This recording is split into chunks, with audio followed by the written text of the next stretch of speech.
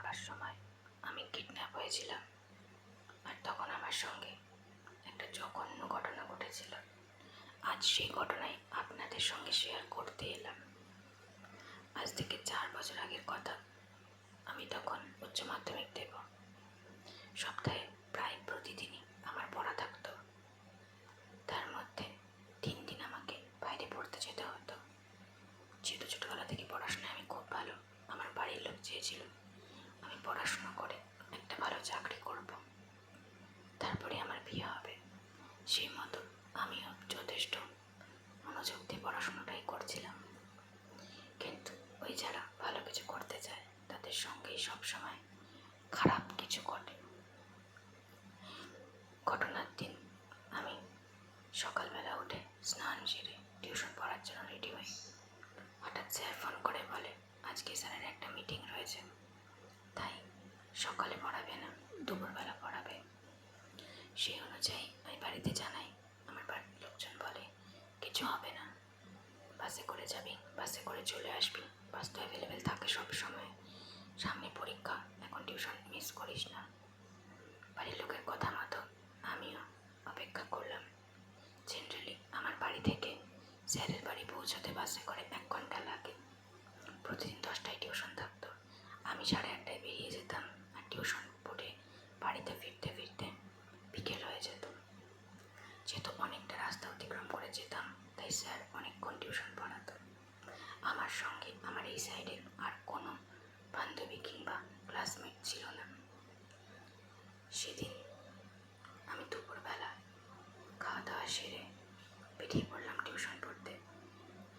পৌঁছে গেলাম স্যারের বাড়ি। টিউশন পড়ে স্যার ছুটি দিলেন। বিকেল তখন 5:30 বাজে। আরেকটু পড়াতেন, কিন্তু হঠাৎ করে ওয়েদার খারাপ হয়ে গেল, সে কারণে ছুটিটা একটু তাড়াতাড়ি হয়ে গেল। স্যারের বাড়ি থেকে বেরিয়ে সোজা চলে এলাম বাস স্ট্যান্ডে, কিন্তু সেখানে কোনো গাড়ি ছিল না, এমনকি একটা অটোও ছিল না। আরেকটা বাস স্ট্যান্ড রয়েছে এখান থেকে কিছুটা দূরত্বে। হঠাৎ দেখলাম একটা টোটো আসছে। আমি সেই টোটোতে, যেটাকে অনেক জায়গাতে টুকটুকি বলা থাকে, আমি সেই টোটোতে উঠে বসলাম। আর সেই টুকটুকিতে করে আমি চললাম আরেকটা বাস স্ট্যান্ডে। ওখানে পৌঁছতে পৌঁছতে 8 ঘন্টার বেশি সময় চলে গেল, কারণ ওয়েদার তখন খুব খারাপ, চারিদিকে মেঘ ঘনিয়ে এসছে, হাওয়া চলছে, মনে হচ্ছে খুব জোর ঝড় হবে। কিন্তু সেই বাস স্ট্যান্ডেও কোনো বাস নেই। অনেকক্ষণ দাঁড়িয়ে থাকার পর দেখলাম একটা অটো এলো। এর মধ্যে বাড়ি থেকে আমাকে ফোন করেছে, কিন্তু আমি বলিনি যে বাস নেই বা গাড়ি নেই, তাহলে আমার বাড়ির লোক খুব টেনশন করবে। একটা অটো পেয়ে না আমি খুব শান্তি পেয়েছিলাম। ভাবলাম অটোতে করে চলে যাবো বাড়িতে। নির্দ্বিধায় সেই অটোতে উঠে বসি। অটোটি 1 মিনিটের মধ্যে বাস স্ট্যান্ড থেকে বেরিয়ে যায়, কিন্তু তারপরে সেই অটোতে আরও 5 জন ছেলে ওঠে, এবং আমি বুঝতে পারি এদের মতলব ভালো না। তার মধ্যে একজন হঠাৎই আমার মুখের মধ্যে কাপড় বেঁধে দেয় আর আমাকে নিয়ে যায় অনেক দূরে। আমি বুঝতে পারি যে আমার সঙ্গে খুব খারাপ কিছু করতে চলেছে। তারা আমাকে একটা বন্ধ কারখানায় নিয়ে যায়। আমার চোখের মধ্যে পট্টি বাঁধা থাকে। কারখানায় পৌঁছে একটা ঘরের মধ্যে ঢুকিয়ে আমার চোখের পট্টি খুলে দেওয়া হয়। আমার স্কুলের ব্যাগটা আমার কাছ থেকে নিয়ে দূরে সরিয়ে রাখা হয়। আমার ফোনটা সিম খুলে সুইচ অফ করে রাখা হয়। আমি ভীষণ ভয় পেয়ে যাই। আমি ভাবি হয়তো টাকার জন্য ওরা এসব করছে, কিন্তু ওদের উদ্দেশ্য ছিল অন্য। আমাকে ওদের মধ্যে একজন, যে ওদের লিডার ছিল, আমার মনে হচ্ছিল যে ওই লিডার হবে, কারণ ওর কথাই সবাই শুনছিল। ও আমাকে বলল, আমাদের কথা মতো যদি চলিস তাহলে তোকে ছেড়ে দেব, আর যদি আমাদের কথার অবাধ্য হস তাহলে তোকে টুকরো টুকরো করে কেটে ব্যাগের মধ্যে ভরে নদীর জলে ফেলে দেব। এই কথা শুনে আমার গা হাত পা কাঁপতে শুরু করলো। আজকাল খবরে যা আমি নিউজ পাই, তাতে এইসব ঘটনায় বেশি পাওয়া যায়, কিন্তু আমার কাছে সব কিছুর থেকে বেশি মূল্যবান আমার জীবন। কারণ আমি আমার বাবা মায়ের একমাত্র সন্তান। যে কোনো মূল্যে আমাকে বেঁচে থাকতে হবে। আমি মনে মনে ভাবছিলাম, খুব বেশি কী হবে, এরা আমার বাবার কাছ থেকে টাকা চাইবে কিংবা আমার গায়ে হাত দেবে, তাছাড়া বেশি কিছু হবে না। কিন্তু এদের ব্যবহার কিছুক্ষণের মধ্যে পাল্টে গেল। আমি বললাম যে আমি তোমাদের সব কথা শুনবো। মাথা নেড়ে ওদের বুঝিয়ে দিলাম। আমায় বলল, তোর মুখের বাঁধনটা খুলে দিচ্ছি, হাতের বাঁধনটাও খুলে দিব, কোনো রকম চালাকি করবি না, আর চালাকি করে তোর কোনো লাভও নেই, তুই এখান থেকে বেরোতে পারবি না। আর যদি ধরা পড়িস বা কিছু বদমাইশি করিস তাহলে তো বলেই দিলাম তোর সব কিছু শেষ করবো, তারপর তোকে টুকরো টুকরো করে ফেলবো। আমি মাথা নেড়ে বললাম যে না না, আমি কিছু করবো না। ওই লোকটার দুটো চালা চামচা এসে আমার হাতের বাঁধনটা খুলে দিল আর মুখের বাঁধনটাও খুলে দিল, আর আমার কোমরের মধ্যে হাত বুলিয়ে গেল। আমার ভীষণ অস্বস্তি হচ্ছিল, এরকম নোংরা লোকজন আমার সঙ্গে আমার শরীরে হাত দিচ্ছে। যাই হোক, সব কিছু আমাকে সহ্য করতে হতো, কারণ আমি বাঁচতে চাইছিলাম। তাদের যে লিডার ছিল সে আমাকে বলল, তোর গায়ের কাপড়গুলো সব কটা খুলে ফেল। এবার আমার ভয় করতে শুরু করলো। আমি বললাম, কেন? বললো, যেটা বলছি সেটা কর। কেন, কি? এত প্রশ্নের উত্তর তোকে দিতে পারবো না। আর তুই কি করছি মামনি, তুই বুঝিস না কেন তোকে কাপড় খুলতে বলছি? আমি ওদের কথা মতো আমার চুড়িদার, ওড়না, আমার চুড়িদারের প্যান্ট সব করলাম, তখন শুধুমাত্র আমি ওটা আর ওটা পরে আছি। বলল, তুই তো কাঁসা মাল। ওই লোকগুলো আমার দিকে তাকিয়ে নোংরা নোংরা ইশারা করছিল, কথা বলছিল। তার মধ্যে একজন বলে উঠল, আজ সারা রাত নেব। আমি ভয় পেয়ে গেলাম ওদের কথা শুনে। ওদের বস বলল, চুপ কর, আগে দেখতে দে ভালো করে, কতদিন দেখিনি। এরপর তাদের মধ্যে একজন বলল, দাদা ডাবের সাইজ দেখেছ? আজ কিন্তু চরম মস্তি হবে, বলো সবাই মিলে একসাথে। ওদের লিডার বলল, না সবাই মিলে একসাথে না, সবার আগে আমি, তারপর বাকিটা তোরা ভাগ বাটোয়ারা করে নিবি। আমি বুঝতে পারছিলাম ওরা কি ভাগ বাটোয়ারা করে নেওয়ার কথা বলছিল। এরপর ওদের বস বলল, তোর ওটা আর ওটা খুলে একদম হল ঘরের কোণায় চলে যা, ওখান থেকে দৌড়ে দৌড়ে ঝাঁকিয়ে ঝাঁকিয়ে আমাদের সামনে এসে দাঁড়া। আমার চরম লজ্জা করছিল আর ঘৃণা করছিল। আমি এইসব করবো, আমি করতে না চাইতে আমাকে এক ধমক দিয়ে বলল, এটা দেখেছি সেটা, এটাকে বলে বন্দুক, একটা গুলিতে এখানেই মেরে ফেলবো, চুপচাপ যা বলছি সেটা কর। আমি ভয়ের চোটে ওদের কথা মতো দুটোই খুলে ফেললাম, আর আমার ডাবকা ডাবকা ডাবগুলো এক লাফে ওদের সামনে বেরিয়ে এলো। ওরা আর নিজেদের মধ্যে কথোপকথন করছে, কে কতক্ষণ নেবে আর কে কতক্ষণ দেবে, আর এই সব নোংরা কথা, নোংরা ইশারা আমি সামনে থেকে দাঁড়িয়ে দাঁড়িয়ে শুনছি। এরপর আমাকে এক ধমক দিয়ে সে হল ঘরের কোণাতে পাঠিয়ে দেওয়া হলো। বললো, যাওয়ার সময় তোর কুমড়োটা দুলিয়ে দুলিয়ে যা। আমিও ওদের কথা মতো আমার কুমড়োটা দুলিয়ে দুলিয়ে যাচ্ছিলাম, আর ওরা বলছিল আজ রাতে যা মজা হবে তা কোনোদিন কোনো জায়গায় কেউ ওরা করেনি। এরপর আমাকে বললো, এবার ওখান থেকে দৌড়ে দৌড়ে ঝাঁকিয়ে ঝাঁকিয়ে নাড়িয়ে নাড়িয়ে ওদের সামনে আসতে। আমি দু হাত দিয়ে ডাব দুটো চেপে ধরলাম। বললো, এক হাত নামা, আমাদের দেখতে দে, একদম পাকামো করবি না, তুই জানিস না তোর কাছে কি আছে। আমি ওখান থেকে লাফিয়ে লাফিয়ে দৌড়োতে দৌড়োতে ওদের সামনে আসছি, আর ডাবগুলো এদিকে নড়ছে ওদিকে নড়ছে, ওদের অবস্থা খারাপ হচ্ছে। একজন তো বললো, বস আমি আর পারছি না, আমার হয়ে গেল, দেখেই হয়ে গেল, আমি আর সহ্য করতে পারছি না। আর এই বলে ওরা সবাই হা করে হেসে ফেললো। এরপর আমি ওদের সামনে এসে দাঁড়ালাম। বললো, তোর কোনো প্রেমিক নেই? আমি বললাম, না। বললো, দেখেই বোঝা যাচ্ছে এত শক্ত আর একদম টাইট। বললো, এবার আমাদের প্রত্যেকের সামনে লাফিয়ে লাফিয়ে মুখের মধ্যে লাগিয়ে দে। আর খুব নোংরা লাগছিল নিজেকে, কিন্তু ওরা যা বলছিল আমাকে সহ্য করতে হচ্ছিল।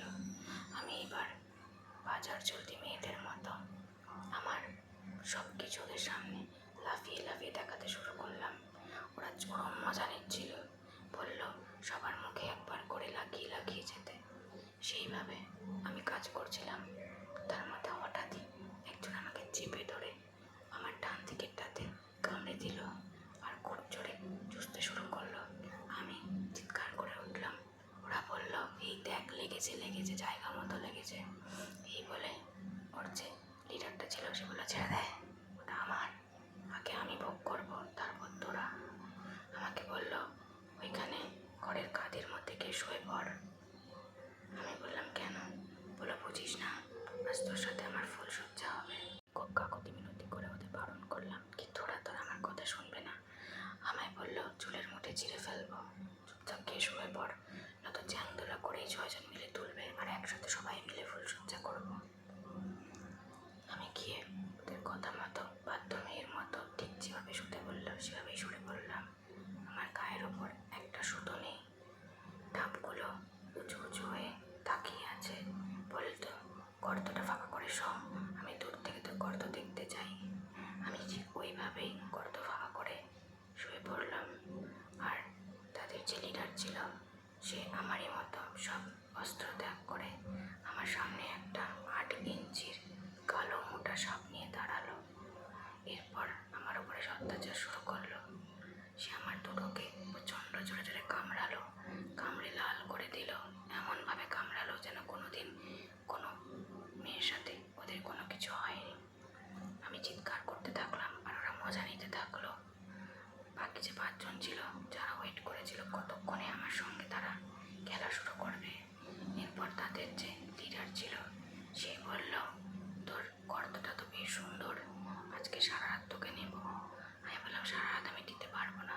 বলল, তুই দিবি না তো কার দেবে? এই বলে তার সাপটাকে বের করে তার মাথাটা হাত বুলিয়ে বুলিয়ে গর্তের মধ্যে লাগাতে শুরু করলো। আর আমাকে বলল, চিৎকার কর জোরে জোরে। তোর চিৎকার শুনে আমি শান্তি পাই। আর সত্যি আমার খুব লাগছিল। ও আমার চুলের মুঠি ধরে গর্তের মধ্যে সাপটা জোরে জোরে ঢোকানোর চেষ্টা করলো। এক সময় সে সাকসেস হয়ে গেল। আমি বুঝতে পারলাম আমার জীবনে এতদিন ধরে যেটা সামনে রেখেছিলাম সেটা এখন অন্য কেউ ভোগ করতে শুরু করে দিয়েছে। এইভাবে প্রথমে আস্তে আস্তে সে কতক্ষণ আমাকে ভোগ করলো, তারপর খুব জোরে জোরে সে খেলতে শুরু করলো। খেলতে খেলতে আমার ডাবগুলোকে জোরে চেপে ধরে গর্তের মধ্যে তার সাপটি বমি করে দিল। আমি বুঝতে পারলাম এবং সে তার সাপটি বের করে নিয়ে চলে গেল। কিছুক্ষণ পর সে বাকি 5 জন আমার সামনে দাঁড়িয়ে পড়ল। আমি ওদের দেখে অজ্ঞান হয়ে গেলাম। যখন আমার সেন্স আসলো তখন দেখলাম 2 জন ডাবের মধ্যে মুখ দিয়ে রয়েছে। একজন তার সাপ গর্তের মধ্যে ঢুকিয়ে চরম সুখে খেলে যাচ্ছে, আর 2 জন পিছনে সাপ বের করে দাঁড়িয়ে আছে। এবং এইভাবে আমার সঙ্গে সারা রাত ধরে 5 জনে মিলে খেললো। খেলতে খেলতে যখন আমি ক্লান্ত হয়ে গেলাম তখন বললো, ছেড়ে দে, আবার 2 ঘন্টা পর চালাবো। তারপর আমার আর কিচ্ছু মনে নেই। যখন আমার ঘুম ভাঙলো তখন ভোর। ওরা তখন মদ খেয়ে পাশে পড়ে রয়েছে। আমি ভাবলাম, যাও, আমার উপরে অত্যাচারটা বন্ধ হলো। কিন্তু সেরকম কোনো ঘটনাই ঘটেনি। আমি ক্লান্ত হয়ে পড়েছিলাম। হঠাৎ দেখলাম তাদের মধ্য থেকে একজন উঠে এসে গর্তের মধ্যে মুখ বোলাতে শুরু করেছে। আমাকে বলল, তোর মতো আমরা কোনোদিনও পাইনি, তুই যদি ভেবে থাকিস তোকে ছেড়ে দেবো, তোর ভুল। আজ সারা রাত, কাল সারা রাত নেব, তারপর তোকে বাড়িতে ছাড়বো। এই শুনে আমি কাঁদতে শুরু করলাম। ওরা আমায় বলল, ন্যাকামো করিস না, খুব তো মজা নিচ্ছিলি। যখন আমরা করছিলাম তুই তো খুব জোরে জোরে চিৎকার করছিলি, তার মানে তুইও তৃপ্তি পেয়েছিস। আমি বললাম, না, আমার লাগছে। বললো, লাগুক, মেয়ে হয়েছিস কী কারণে, মেয়েদের একটু লাগেই।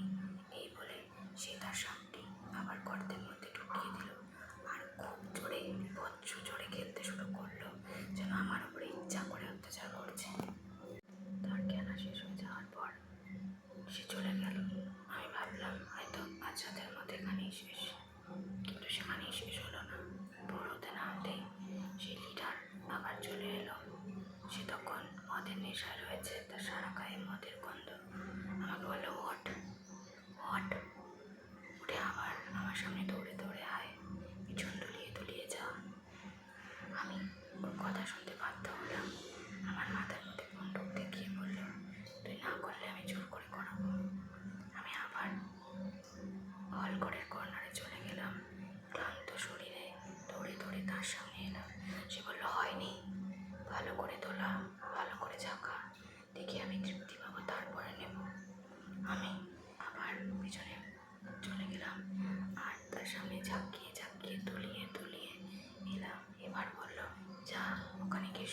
গর্তটা বের করে আমি বাধ্য মেয়ের মতো আমার গর্তটা ফাঁকা করে শুয়ে পড়লাম। এরপর সে তার কালো সাপটি গর্তের মধ্যে ঢুকিয়ে প্রায় 8 ঘন্টা ধরে তৃপ্তি নিল। আমি তখন আর কিছু বলার অবস্থায় নেই। একের পর একজন করে আসছে আর আমাকে ভোগ করে যাচ্ছে। গর্তের ভেতরে যেন সাদা ফেনার বন্যা হয়ে গেছে। যেখানে শুয়েছিলাম সেটার নিচে ফেনায় ফেনা হয়ে গেছে। 6-7 জন মিলে আমার ওপর সারা রাত ধরে অত্যাচার চালালো। এরপর পরদিন আমাকে একটা চুড়িদার কিনে দিয়ে বলল, ভালো করে স্নান করে এটা পরে নে। আমি ভালো করে স্নান করলাম। যখন স্নান করতে গেলাম তারা আমাকে দেখছিল আর আবার রেডি হচ্ছিল পরের খেলার জন্যে। বললো, এটা পরে এবার বাইরে আয়। ভাবলাম আমাকে বাড়িতে ছেড়ে দেবে, কিন্তু তারা সেটা করলো না। আমার চোখে মুখে বেঁধে এবার আমাকে অন্য একটা জায়গায় নিয়ে গেল। সেখানে গিয়ে দেখলাম আরেকজন রয়েছে, যারা হলেন এদের বস। এবার এই 6 জনে বলল, আপনি ভাবতেও পারবেন না কি মার এনে দিয়েছি। সারা রাত ধরে মন মতন করে নেবেন, যখন আপনি ক্লান্ত হয়ে যাবেন আমাদের ডাকবেন, আজ সারা রাত নিয়ে কাল সকালে এটাকে ছেড়ে দিয়ে আসবো। তারপর সে আমার সঙ্গে যা করলো সেটা আমি এই পরের গল্পে আপনাদের সঙ্গে শেয়ার করব। আপাতত যাদের এই গল্পটা খুব মজার মনে হয়েছে তারা চ্যানেলটিকে সাবস্ক্রাইব করে দিন।